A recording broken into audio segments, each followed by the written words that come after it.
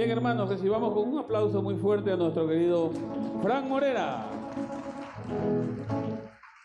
Y levantamos nuestra mano y le pedimos al Espíritu Santo que lo bendiga, que lo unja.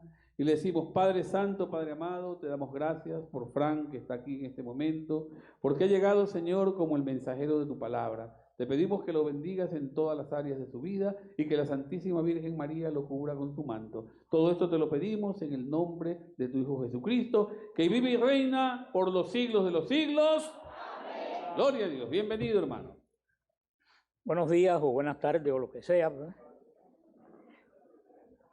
Miriam me dijo que le contara esto, porque dice que es la continuación de la charla que ella dio. Yo le decía a Miriam que hay alguien que no quiere que yo nunca llegue aquí. En la abeja, el último retiro, me perdí, cogí la I-95 y tuve que subir por todo Miami Garden Drive.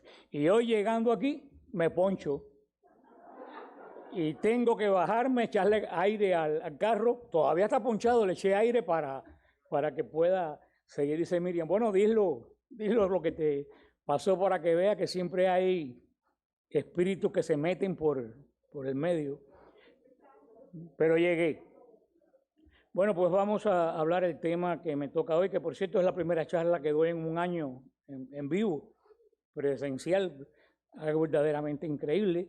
Y tiene que ver con esto, que es la fidelidad. Y verdaderamente la fidelidad está en crisis. Si hay algo que está en crisis hoy en día, a todo nivel, es la fidelidad. No hay fidelidad en el matrimonio.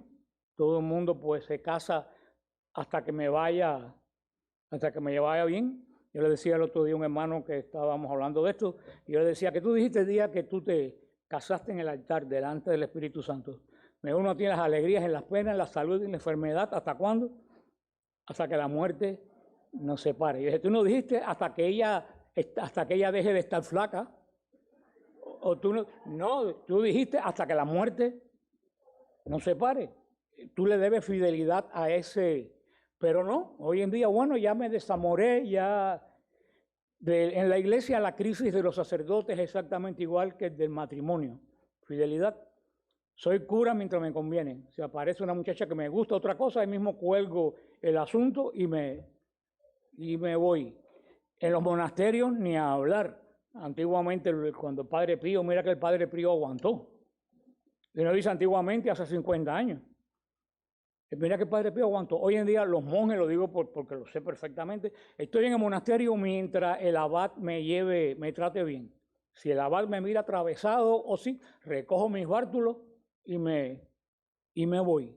O sea, de los grupos, de fidelidad en los grupos, no vamos a hablar. Y de fidelidad en los ministerios de música, ni a hablar. Yo terminé quitando la música de mi grupo. Puse en las vísperas, que yo la puedo tocar con el órgano, porque era cada 5 o 6 meses, era una angustia. No porque estoy lejos, no porque... no. O sea, lo que yo le digo a ustedes, no hay fidelidad. Hay una crisis horrible en la iglesia, en el matrimonio, en todos los lugares, porque el límite de la fidelidad hoy en día es hasta que a mí me convenga. Y ese no es la fidelidad de Dios. Hoy es un cristiano que esté continuamente midiendo la relación con Dios por lo que a mí me conviene. Eso es un camino a la condenación. El Señor es un Dios fiel. Una de las características, uno de los que resume, describe quién es Dios, es el Dios del Geset. Como se dice en hebreo, el Dios de Geset. Es el Dios de la fidelidad en el amor. Un Dios eternamente fiel. Su amor no está condicionado a lo que yo haga o a lo que yo piense. Es un amor eterno. Ayer mismo yo estaba preparando la clase que ponemos el lunes que viene en el canal de nosotros de Biblia, y de Isaías 65. Y en Isaías 65, Isaías decía que el Señor era el Dios del amén. Y el Dios del amén quiere decir el Dios que es fiel. Amén, que siempre hace lo que Él ha ha prometido. Y verdaderamente yo siempre digo a las personas, uno tiene que tener mucho cuidado cuando uno le promete las cosas a Dios, porque Dios no piensa igual que nosotros. Y hay veces que uno le promete algo al Señor y después dice, bueno, no lo voy a, lo toma a la ligera, pero el Señor, el voto que tú hiciste no lo tomó a la ligera, Él lo tomó en serio. Y yo veo cada persona que hace hicimos promesas, hace unos votos, que yo digo, ese no lo va a cumplir. Hoy en día ni siquiera para hacer promesas somos fieles. Y el Señor siempre ha esperado de nosotros fidelidad. Desde el principio hubo una crisis de la fidelidad. ¿Cuál fue la primera crisis de la fidelidad? Adán y Eva. La primera crisis de la fidelidad. No comas eso, pues por allá voy a comérmela. ¿Ustedes quieren ver un caso del pecado original palpante? Dígale a un hijo de ustedes, no hagas esto. No hay prueba más clara del pecado original que eso. En cuanto tú le dices a un muchacho, no hagas esto, eso es lo que va a hacer. Y Dios es un Dios de fidelidad. Por eso es que el Señor ha trabajado a través de los tiempos con el hombre a través de pactos o de alianzas. Muchas veces para entender la Biblia, para entender el plan de la salvación, muchas veces tenemos que entender el pacto de Dios. El Señor siempre ha trabajado con pactos y los pactos exigen fidelidad. El primer pacto el Señor lo hizo con Adán y Eva. Te voy a dar el dominio de la tierra, pero tú tienes a cambio que obedecer lo que yo te digo. ¿Cuál es la obediencia? Puedes usar todo lo que hay aquí, menos el árbol del bien o del mal. ¿Qué fue lo primero que hizo el hombre? Lo que Dios le había prohibido. O sea que el primer pacto que Dios iba a hacer con los hombres no se dio. Porque el pacto se iba a cerrar el séptimo día, que 7 en hebreo es la raíz de la palabra pacto. Y el pacto no se cerró el día séptimo, porque el sexto, pues ya ustedes saben todo lo que pasó. Entonces el Señor tuvo que preparar a su pueblo para venir a restaurar lo que el hombre había roto, que era la armonía en la tierra por el pecado. Y el Señor establece un pacto con Abraham. Pero con Abraham, más que un pacto, es una promesa.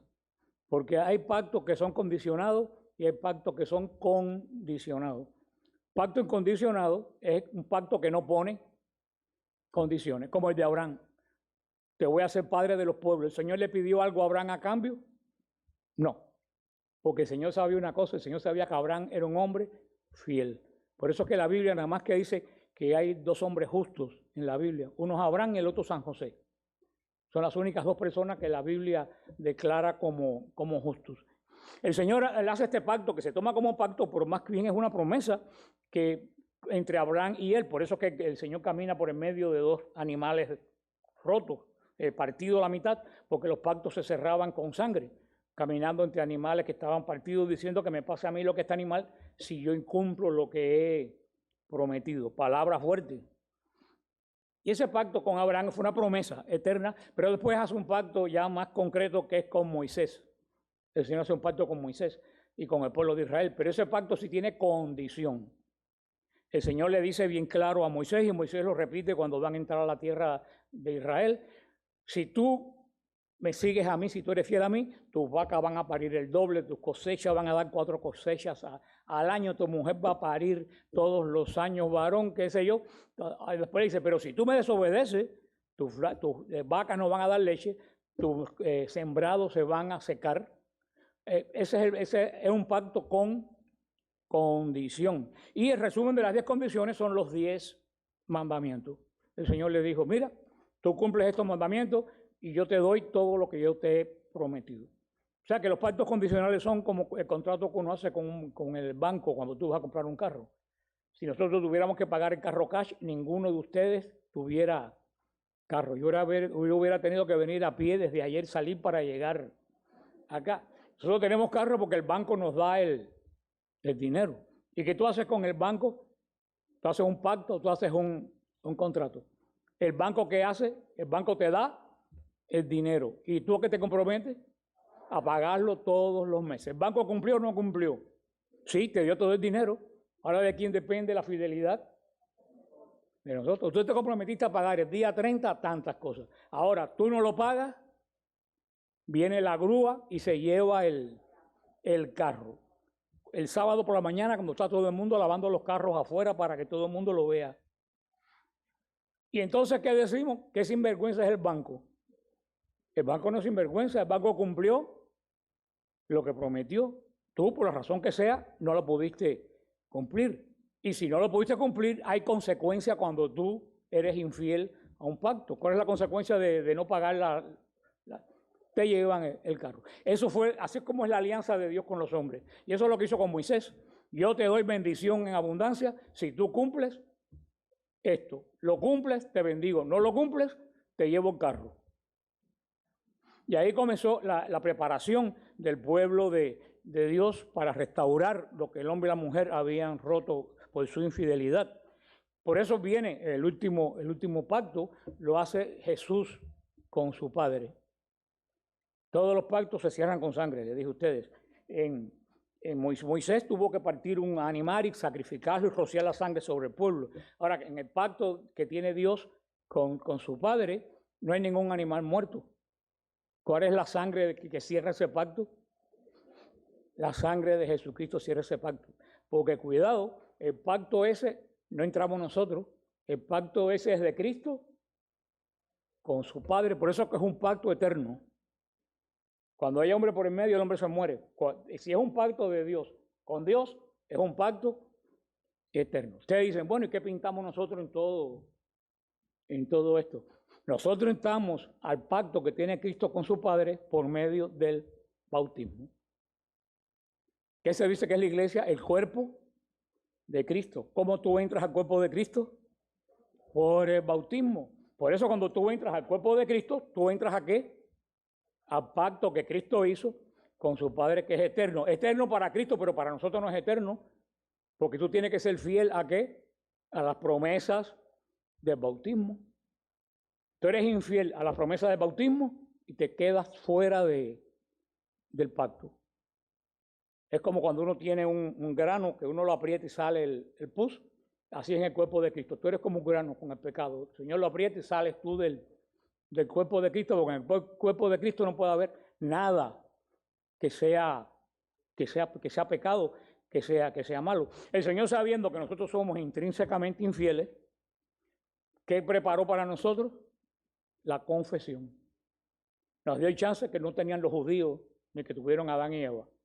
La confesión. ¿Qué cosa es la confesión? Entre otras cosas, es la posibilidad que te da Dios de volver de nuevo a hacer ¿qué cosa? Parte del pacto de Dios. Nadie sabe la importancia de la confesión.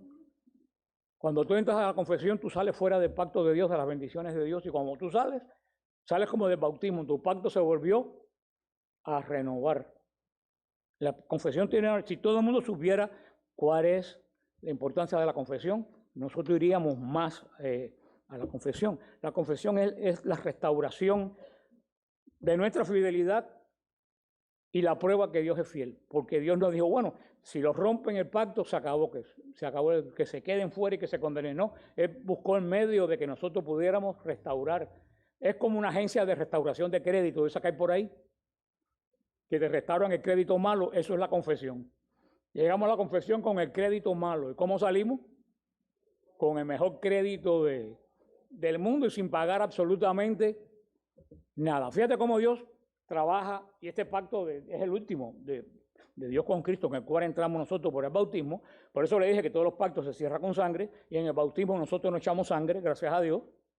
Pero en la circuncisión sí se echa sangre para que el niño judío entre en el pacto de Dios. Pero en el bautismo no se echa sangre. ¿Por qué en el bautismo no se echa sangre?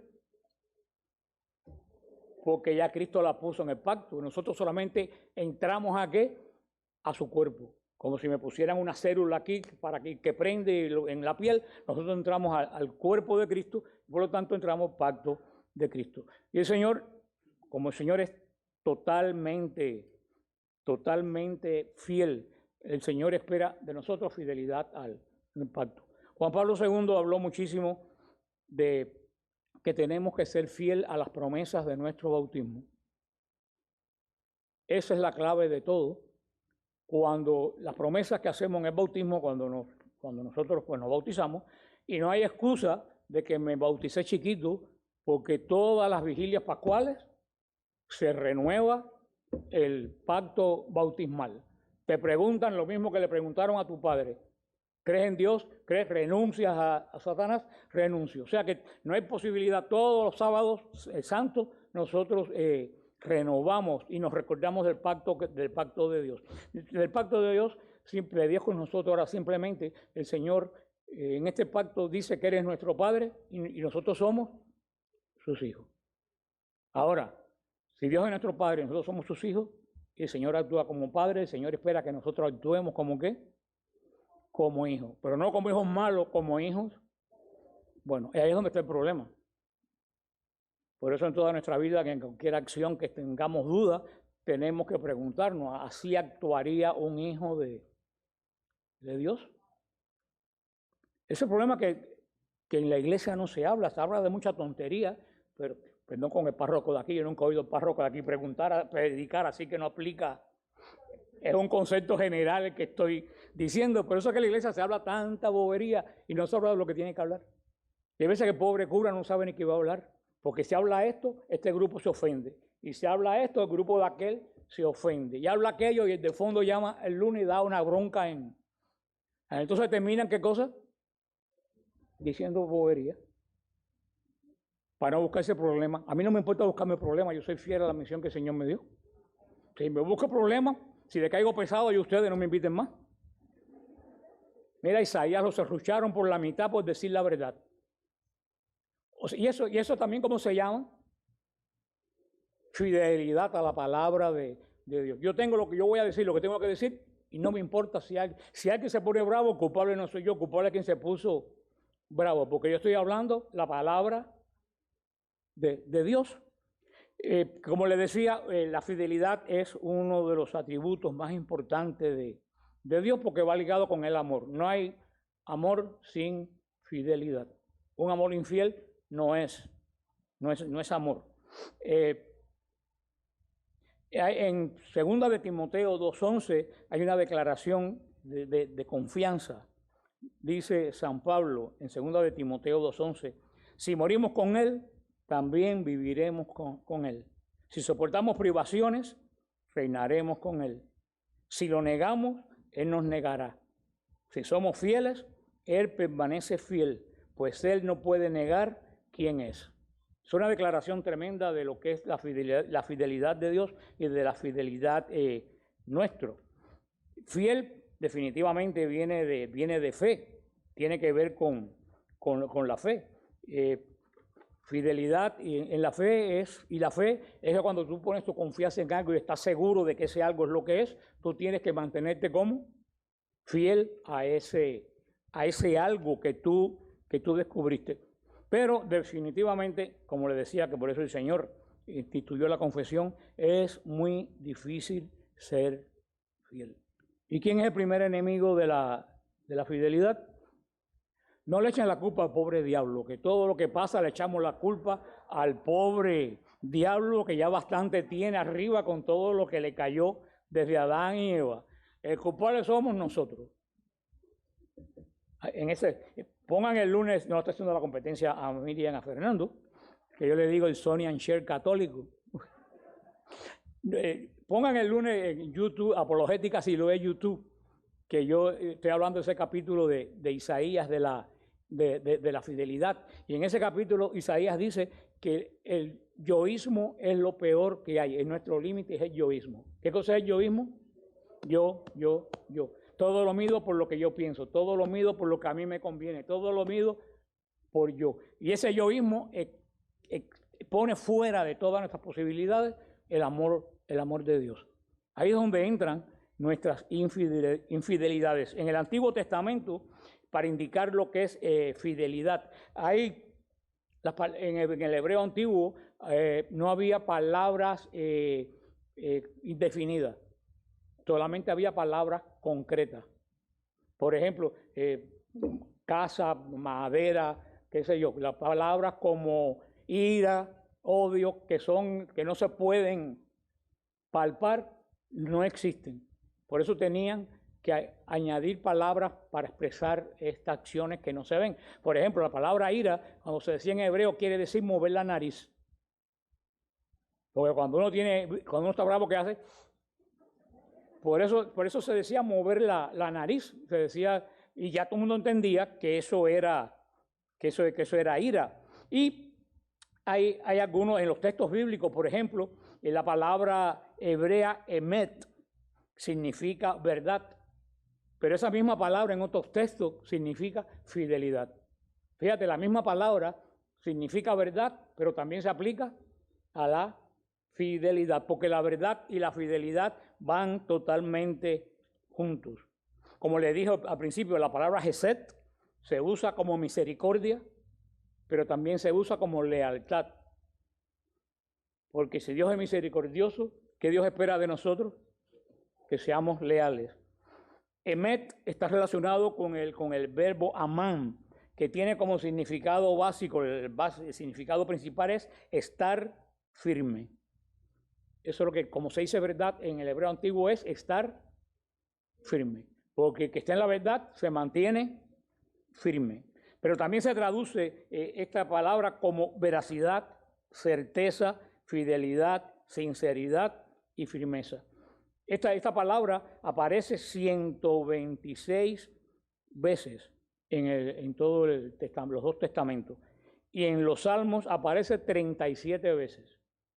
Eso es importante, esta palabra fidelidad, que tiene que ver con todo esto que yo le he dicho. Otra palabra del idioma semático es emuná. Emuná es una variante de amar, pero está relacionada con emet. Emuná se traduce como fidelidad. Pero fíjate que emuná también tiene sentido de ser genuino, ser confiable, ser constante, ser honesto. Fíjate, entonces podemos ver la característica de una persona fiel. ¿Cuáles son? Ser genuino, ser confiable, ser constante y ser honesto. Y una última, hacer las cosas a conciencia. ¿Quién es un cristiano genuino? Porque la primera condición que se traduce esta palabra 126 veces es ser genuinidad, ser genuino. ¿Qué es lo que hace un cristiano genuino? Lo primero que hace un cristiano genuino sobre todo es amar a Dios sobre todas las cosas. Fíjate, estamos diciendo sobre qué. Repítanlo, ¿sobre qué? ¿Por qué se lo digo? Porque he tenido casos que han venido doñas muy venerables de mi grupo y me han dicho, Fran, lo siento, no puedo volver más al grupo porque nació mi nietecito y eres el centro de mi vida. No se rían, que a lo mejor alguna hay aquí. ¿Y qué es lo que dijimos? Amar a Dios. Y yo le dije, perfecto, hermana, pero vas a criar un ídolo. Y a pesar de un ídolo, vas a criar un muchacho extremadamente repugnante. ¿Por qué? Porque esa señora quitó a Dios del medio. ¿A quién puso en el lugar de Dios? A su nieto. Y ahí todo se revolvió. Es como un rompecabezas que tú quieres poner una pieza que no va. El hombre o la mujer que primero es padre o madre va a dejar desatendido en el caso de una mujer, si primero es madre, va a dejar desatendido ¿a quién? Al marido. Y si primero es mujer, también se aplica al hombre, va a dejar desatendido ¿a quién? Al esposo. Ahora, cuando Dios es el primer lugar en tu vida, el esposo coge el lugar que le corresponde, los hijos cogen el lugar que le corresponde, la fe ocupa el lugar que le corresponde. Y el segundo mandamiento de fidelidad que nos deja el Señor, amar a Dios sobre todas las cosas y al prójimo. Si el Señor no fuera misericordioso, todos íbamos para el infierno. Fíjate, amar a su prójimo como qué. ¿Cómo qué? Esa es la medida de la salvación. Para hacer la salvación no hace falta ni estudiar la Biblia. La regla de la salvación es trata al otro como tú quieres que te traten a ti. Oye, hermano, hay algo más simple para ser salvo. Amar a Dios y al prójimo. Fíjate que Jesús dijo, ahí se resume la fe y los profetas. Ahora tú tienes que para amar a una persona como a ti mismo, hermano, es difícil. Ahora, cuando tú vas a soltar la lengua, porque tienes el don de lengua, no es de que da el Señor, sino que da el otro don de lengua, ¿tú sabes lo que tú tienes que preguntarte? A mí me gustaría que me hicieran eso. No. Entonces, ¿qué? Evitaste un pecado. Ahora, amar al prójimo, ¿cómo? Uy, pero ahí viene el problema. ¿Y tú te amas a ti mismo? Porque el Señor nos manda primero amarnos, amar al prójimo como qué. Lo que entonces el Señor nos manda primero amarnos nosotros. Si tú no te amas tú no puedes amar. Si tú te paras en el espejo por la mañana y dices, qué gorda estoy, o qué gordo estoy, mira este pelo que ni con queratina coge figura. Esta ropa parezca un tamal con esta ropa. Cuando sales y te encuentras una gorda en el trabajo que tú le dices, qué gorda está. ¿Por qué? Porque tú no te quieres. Si tú dices, te miras en el espejo y dices, aquí hay una gordita o un gordito bonito, hijo de Dios, tú sales para la calle ¿cómo? Contento. Por eso la gente piensa que amarse uno mismo es un pecado. No, el Señor nos manda a amarnos nosotros mismos. Amarnos nosotros mismos quiere decir estar contentos con nosotros mismos, para después poder amar. Porque si tú te pasas la vida disgustado contigo, ¿qué vas a hacer con el otro? Disgustarlo. También muchas veces cuando veo a una gente muy pesada, yo digo, el problema de él no es el carácter, es que no se ama a sí mismo. Una persona genuina es humilde. No tenemos tiempo de entrar en todo esto porque esto es un retiro de una semana. Es bondadoso, acepta la corrección, aceptan que lo corrigen. Hoy en día eso es peligrosísimo. Respeta a su superior, estudia la palabra de Dios, es obediente a Dios y a la iglesia. Siente dolor por las almas que se pierden. Hoy en día yo no veo en la iglesia que se hable de las almas que se están perdiendo. Yo no veo en la iglesia, este virus ha hecho perder cantidad de almas.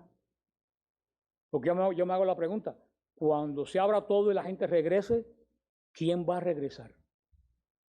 ¿Cuántos van a regresar a los grupos? ¿Cuántos van a regresar a la iglesia?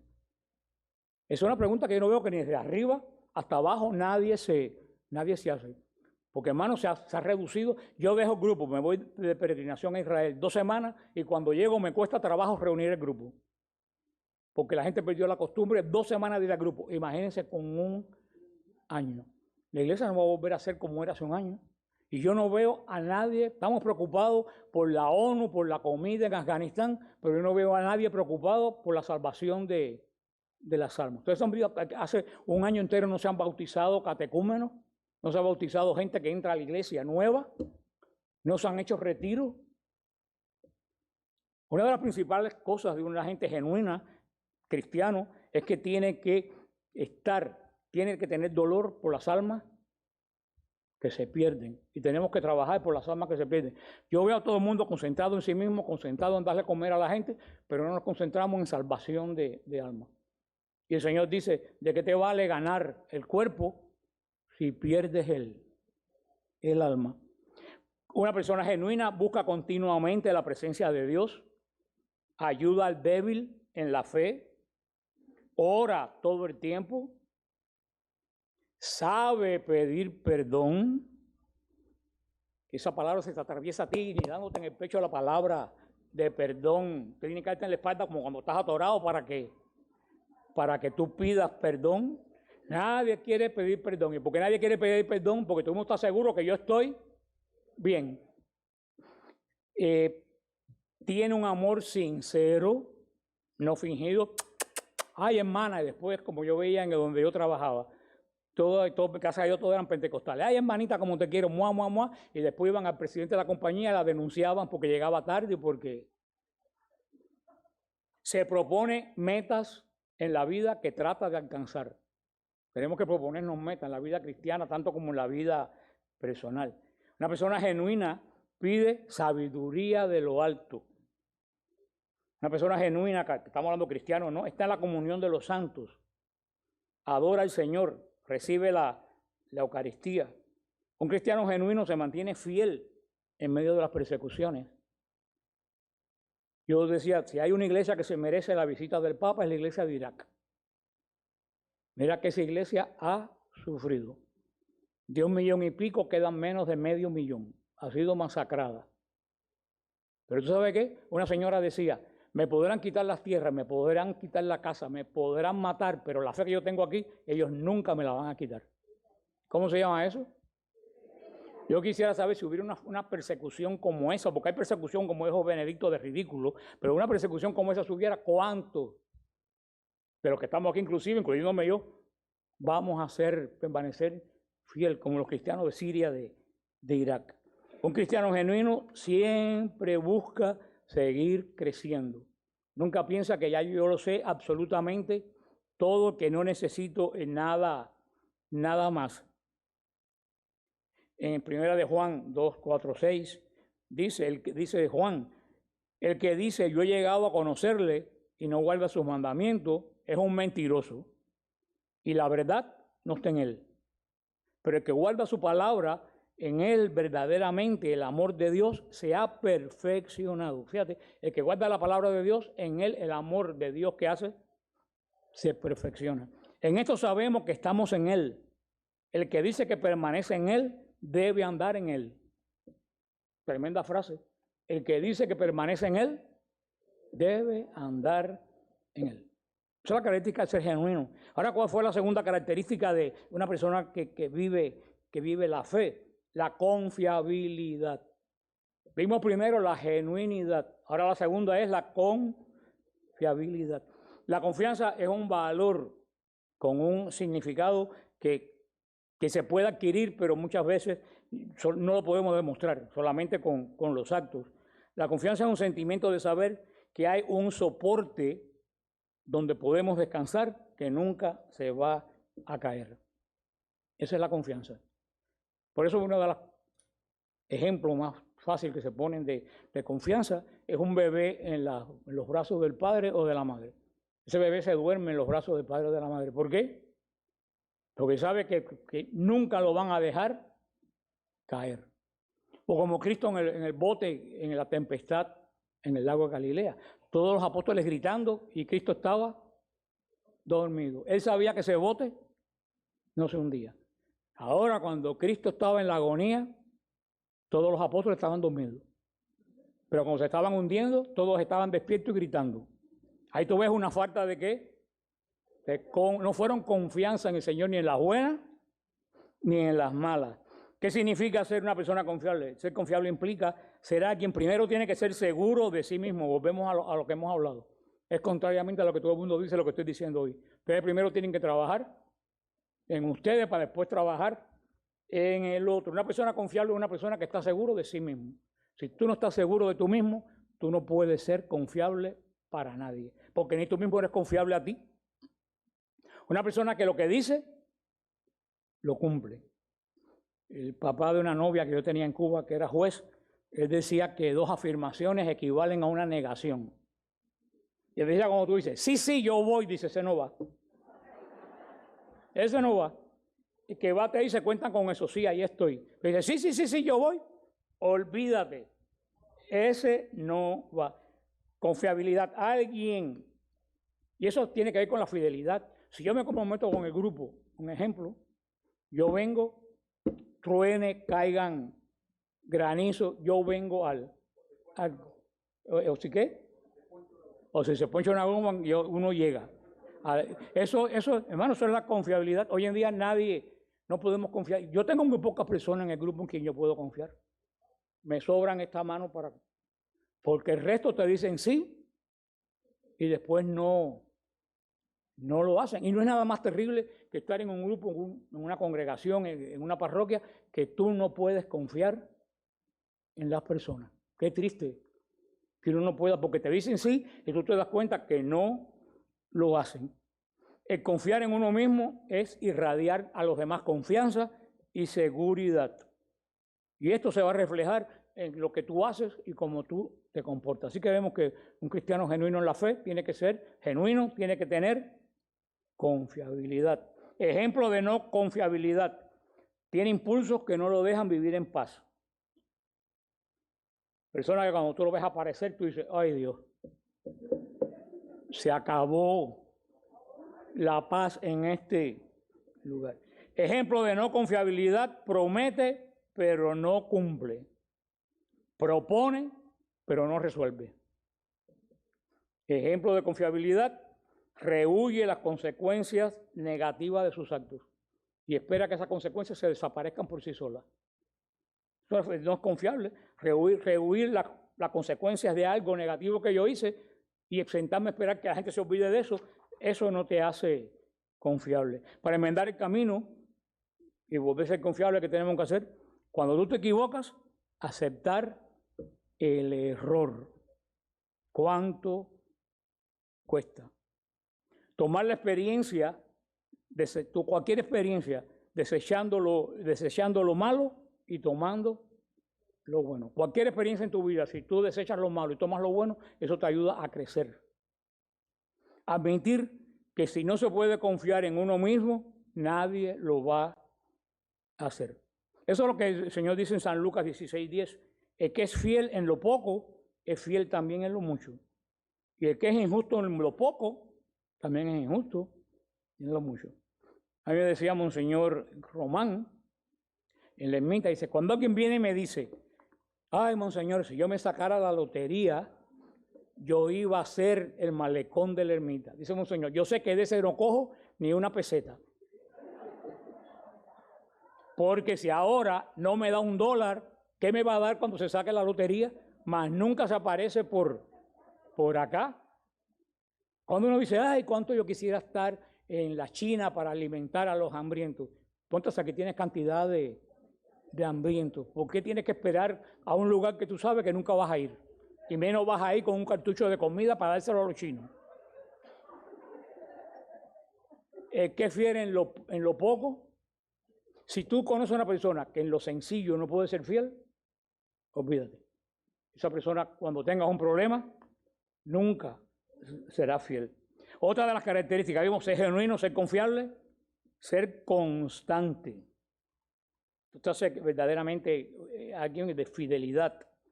La constancia es la permanencia en una meta. Ser constante es tener una meta que la trazamos ¿para qué? Para terminarla con éxito. Eso es ser constante. Es la permanencia en una meta que te has trazado. Definitivamente. Hay personas que empiezan cosas y nunca las terminan. Lo dejan todo a la mitad. Esta virtud de la constancia, porque son virtudes, no son dones. Fíjate, hay dos cosas diferentes, don y virtud. Los dones los da Dios. La virtud la trabajas tú. La constancia, esta virtud provee la determinación y la seguridad para identificar claramente el objetivo a conseguir y conservar la firmeza. Dos cosas importantes. Tener un objetivo a seguir y ser como firme en eso que cogiste. Vivir la constancia significa aceptar retos y cumplirlos. Llevar a cabo ideas. No cambiar de decisión a lo primero que hay, al primer obstáculo que hay. Yo nunca se me olvida, me gusta hablar con ejemplos porque los he vivido cuando yo estaba en Cuba, que era muchacho. En esa época no había nada en Cuba. En la arquidiócesis de La Habana solamente había un mimeógrafo. Ya nadie sabe lo que es un mimeógrafo. Eso ya está está en el Smithsonian, eso está en los museos. Un mimeógrafo era una cosa que había, es el abuelo del fax. Un mimeógrafo, una rueda que había con tinta y tenía una máquina y tú le dabas y las copias salían húmedas, no se podían tocar. Y la persona que movía el mimeógrafo estaba lleno de tinta de la cabeza a los pies. El mimeógrafo de la arquidiócesis lo movía una hermana de la Caridad, creo que se llamaba Sor Alicia, que siempre estaba azul de arriba porque el hábito también de ella es azul, de arriba a abajo. Y luego me vi una vez que había que hacer para un encuentro juvenil unas cosas y solamente había un poquito así de papel.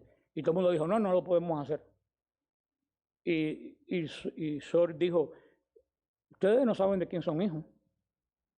Si esto es para Dios, el papel va a aparecer. Pero nosotros tenemos que comenzar con lo que tenemos en fe. Empezamos en fe y el papel llegó. Ahora una persona que no es constante, que no es fiel, dice, eso no lo podemos hacer. Sora Alicia dijo, vamos a comenzar con lo que tenemos, que el Señor va a proveer el resto. ¿Por qué? Porque Dios no engendra vagos. Yo siempre le he dicho, ese es mi axioma, Dios no engendra vagos, ni los acepta. Cosas que para poder identificar que no somos constantes, no podemos desalentarnos ante las dificultades. No puedes desalentarte, porque dificultades van a haber y las va a poner quien ustedes saben. Para ser constante, hermano, hay que saber esperar. Hoy en día nadie sabe esperar. Todo lo queremos ya. El otro día pasé por ahí, por casa de mi sobrina, por la 42 y la 87, y hace 3 o 4, un mes y pico no había nada, era un solar. Y ahora paso y hay un mall grandísima que lo están terminando. Eso lo hicieron ¿cómo? Rápido. Y el primer ciclón que pase, lo tumba. Lo dicen los americanos, easy come, easy go. ¿Por qué todas las casas vuelan? Porque las hacen en 2 semanas. Mira a veces la Catedral de Medellín o la Catedral de La Habana vuela con algún ciclón. Hermano, saber esperar. Hoy en día no sabemos esperar y menos sabemos esperar a Dios. Queremos que Dios actúe ya. Otra cosa que tenemos que hacer, llevar a cabo ideas, no solamente imaginarlas. Si tú tienes una idea, que es buena, por supuesto, llévala a cabo, no la imagines. Otra de las cosas, hacer las cosas en el momento y hacerlas bien. No decir, yo mañana lo hago. Hacerla en el momento que la tienes que hacer, hacerla como bien. Si no la vas a hacer bien, no la hagas. Otra cosa que tenemos que mantener, el máximo esfuerzo desde el principio hasta el fin. Ahora, para todo esto, volvemos al mismo punto de partida. ¿Cuál es la raíz de todo eso? Vencerse a sí mismo. Si tú te vences a ti mismo, tú puedes lograr todo esto. ¿Qué es vencerse a ti mismo? Ay, yo voy al grupo, pero no tengo ganas de ir. Ese es el día que tienes más que ir. Ay, en misa, pero mira cómo está el tiempo. Ahí es cuando Dios te bendice. Cuando el tiempo está bueno y tú estás contenta de ir a misa, Dios no te bendice tanto como cuando tú dices, Señor, he venido arrastrándome. Mira cómo nos perdemos bendiciones. ¿Qué facilita la vivencia de esta virtud? Tener motivos sólidos que nos impulsen a las acciones que tenemos que tener. Tenemos que tener motivos claros para ser constantes en algo. Primera de Corintios 15:58 dice, por tanto, mis amados hermanos, estén firmes, constantes, abundando siempre en la obra del Señor, sabiendo que vuestro trabajo en el Señor no es en vano. Otra de las características que vimos, honestidad. Ahora con el income tax, todos perdimos la honestidad, desde arriba hasta abajo. Se entiende por honestidad, honradez, la virtud humana que consiste en el amor a la justicia y a la verdad. La honestidad es la virtud humana que consiste en ¿qué? En el amor a la justicia. Ahora viene la coletilla, por encima del beneficio personal. Es cuando uno es consistente en el amor y en la justicia, aunque eso vaya en detrimento tuyo. Hermano, no es fácil ser cristiano. El que se lo diga es un mentiroso. De las personas honestas se espera que digan ante todo la verdad, que sean justos y razonables, que obren de manera íntegra. Shakespeare dijo, ningún legado es tan rico como la honestidad. La honestidad es un regalo muy caro. No espere que te salga barato. La honestidad, nada es barato. Según un punto de vista más filosófico, dice que la honestidad consistiría en actuar y hablar conforme a lo que se siente y lo que se piensa. Esa es la honestidad. Vivir y actuar según a lo que tú pienses y sientas. No cambiar por lo que el otro piensa o espera de mí. Es una falta de honestidad. Ahora volvemos. Para tener una buena honestidad, si es estar seguro en lo que tú piensas y sientes, que es lo primero, volvemos a lo mismo. Tú tienes que trabajar para ser honesto contigo mismo. Si tú no eres honesto contigo mismo, no vas a ser nunca honesto con nadie. Dice, se trata entonces de coherencia entre pensamiento y acción. Lo que tú piensas, hazlo con la verdad y con la justicia. Las personas deshonestas suelen ser propensas a la mentira, al robo, al engaño, a la falsedad o al fingimiento. Proverbios 11:3 dice, a los justos los guía su integridad, a los falsos los destruye su hipocresía. Fíjate todo esto que le he dicho, genuinidad, confiabilidad, honestidad, todo esto es las características de una persona que es fiel. Y si una persona no es fiel, no puede tener fidelidad, porque ya le dije que la fidelidad nace de ser fiel. Por eso se calcula nuestra fe por medio de ¿qué? De nuestra fidelidad. Ahora, para evaluar esa fidelidad, todo lo que hemos dicho tiene que estar en conexión. Como les dije, esta palabra Gesed, la fidelidad de Dios en el amor. También en los Salmos hay una palabra que habla, aunque no específicamente de esto, que es Leolán. ¿Qué cosa quiere decir Leolán? Por siempre. Por siempre y para siempre. O sea, este Leolán es una de las características de la fidelidad. La fidelidad no es por ahora, es para siempre. Porque si tú eres fiel, Dios va a ser fiel contigo. Y la fidelidad de Dios abarca esta vida y la otra. Sin embargo, hay unas cuantas palabras que expresan lo contrario de fidelidad, que es deslealtad. Está en Salmo 78, 57. Infiel. Salmo 78 también, de 57, y Jeremías 12, 1. Malvado. Salmo 101, 3, que se dice Mesubá. Y la falsedad aparece siempre en contraste. Todo esto aparece en contraste siempre con la palabra emuná, que quiere decir fidelidad. En el Nuevo Testamento, en el griego, las palabras relacionadas con el tema pertenecen a la familia del verbo pisteo, que quiere decir creer, ser fiel, ser fiel. En un sentido no teológico, fidelidad significa mantenerse dentro del principio establecido. Tú estableces un principio y cuando lo estableces, ¿qué? Tienes que mantenerte en él. No puede ser, como se dice, cambia casaca.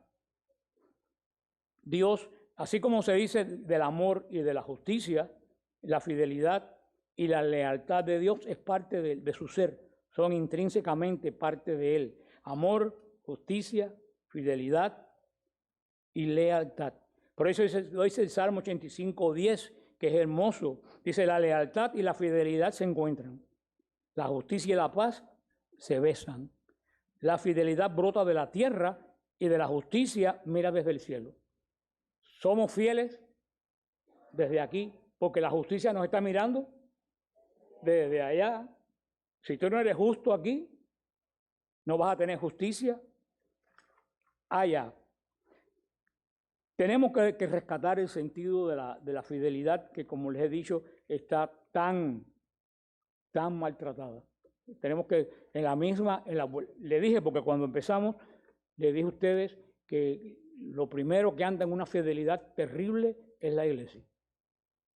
No hay fidelidad, ni en el sacerdocio, ni en los grupos, lo vuelvo a repetir, ni en los coros. Los músicos son la gente más infieles que yo he conocido en mi vida. Están contigo hasta que aparece un ministerio nuevo o hasta que alguien le pague mejor. No hay compromiso, a no ser que el músico sea el presidente del ministerio. Pero músico, como le dije, yo terminé quitando la música de mi ministerio, porque era el único dolor de cabeza de mi ministerio, era la música. La iglesia es la primera que tenemos que recobrar esta fidelidad. Tenemos que tener fidelidad a la iglesia. No somos fieles a la iglesia. Soy fiel a la iglesia mientras me conviene. El cura me miró mal, aquella no me llamó, me vuelvo pentecostal. ¿Ustedes creen que no? Poca gente he conocido yo que se vaya a otra iglesia por un problema teológico. Casi todo el mundo que se va a otra iglesia es porque en la católica me dijeron mal, el cura no me atendió, la monja yo no sé qué. ¿Y por qué esas cosas nos duelen tanto? Porque no somos fieles. Como en el matrimonio, en la salud, en la enfermedad. Yo tengo que ser fiel porque no hay otra verdad que esta. No hay más ninguna. Si yo soy infiel a esto, yo voy a ser infiel a todo. O sea, que tenemos que ser fiel. El Papa tiene que ser fiel a la tradición apostólica de la Iglesia. Los obispos tienen que ser fiel al Papa. Los párrocos tienen que ser fiel al obispo. Y nosotros al párroco. Mira qué cadena de fidelidades. Si una se rompe por el camino, todas las demás se caen. Yo creo que si verdaderamente queremos tener una iglesia eficiente, quiero ser una mejor persona, tenemos que trabajar ¿en qué? En nuestra fidelidad, que viene de la palabra fe, donde yo deposito todo lo que siento. Pero vuelvo como resumen, para ser fiel, ¿pues dónde hay que empezar? Por uno mismo. Tú no esperes que otro sea fiel si tú no eres fiel. Por eso, en esta cuaresma que se está terminando, pero bueno, tenemos tiempo hasta la que viene, todo un año, con todo esto que le dije, tenemos que trabajar en nuestra fidelidad, que se basa en nuestra fe. Y nuestra fe es la seguridad de lo que no vemos y esperamos. Mucha gente tiene la fe porque quiere primero ver. Y nuestra fidelidad se basa en un Dios que no vemos. O sea que San Pablo dice la fidelidad es ser fiel a aquello que aún no vemos o aquello que está por venir. O sea que nuestra fidelidad es una fidelidad ciega. Tú apostaste por Cristo, tienes que ser fiel a. Si de esta forma pierdes el tiempo y vienes a la iglesia, porque te vas a perder la bendición de Dios por venir a la iglesia y no ser fiel. ¿Cuántos católicos vienen a la iglesia y no reciben bendiciones? Porque vienen y se van. Y con ellos se llevan todo lo que hay, que es poco, no recibieron absolutamente. Vienen, se toman el trabajo de venir y se están perdiendo todas las bendiciones. Porque no se lo dicen, hay personas que dicen no, porque también el cura no lo dice, pero yo le digo también a la gente, hoy en día nadie puede justificarse delante del Señor por ignorancia. Porque están los grupos, a los cuales muchas veces nadie viene. Está el internet, que como se usa para lo malo, se puede usar para lo bueno. Si tú buscas en el internet lo que los padres de la iglesia hablaron de la fidelidad, con el internet nadie puede decir que no sabe, porque todo lo que yo contesto, en todas las preguntas que yo contesto, ¿de dónde yo lo saco? No es de mi cabeza, del internet. El día que se me rompe el internet, yo no contesto más ninguna pregunta. ¿Por qué le digo eso? Porque es que tenemos en las manos un arma que antes no teníamos. Antes yo para buscar algo tenía que ir a una biblioteca, buscar un libro, ponerme a estudiar. Ahora lo tengo en la casa, en el teléfono. Y decimos, nadie me lo enseña. No sea flojo, búscalo. Búscalo. Ese es el comienzo de la fidelidad. Ojalá que el Señor nos provea a todos los que estamos aquí, a los que puedan oír toda esta charla, nos provea ese don que está ligado al amor. Porque el que ama es fiel. En nombre del Padre, del Hijo, del Espíritu Santo. Amén. Tu fidelidad es grande, tu fidelidad incomparable. Nadie como tú, bendito Dios, grande es tu fidelidad. Vamos a decirlo todos juntos. Tu fidelidad es grande, tu fidelidad incomparable. Nadie como tú, bendito Dios, grande es tu fidelidad. Gracias, Señor, por Frank.